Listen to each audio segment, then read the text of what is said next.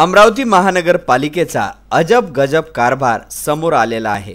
भारत सरकारची अत्यंत महत्त्वाकांक्षी योजना म्हणजे स्वच्छ भारत अभियानांतर्गत संपूर्ण जिल्ह्यासह अमरावती महानगरपालिकेच्या हद्दीत येणाऱ्या शहरांमध्ये हागणदारी मुक्त अभियानाकरिता जे शौचालय बसविण्यात येणार होते ते बनविलेच नसल्याची चर्चा आता समोर आली आहे।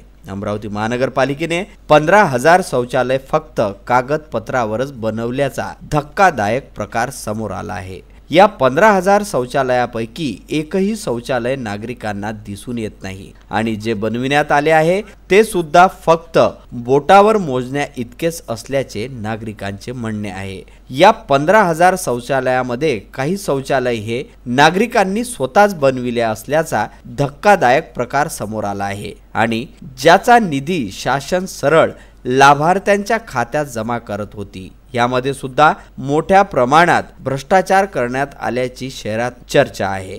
अशा प्रकारे अनेक प्रकरणे आता समोर येत आहेत। हे शौचालय बनविण्याकरिता शासनाने करोडो रुपये खर्च केलेले असून शौचालय मात्र गायब आहेत। महानगरपालिकेच्या दाव्यानुसार हे शौचालय कुठे आणि कसे बनविण्यात आले याचे उत्तर सध्या तरी अनुत्तरितच आहे।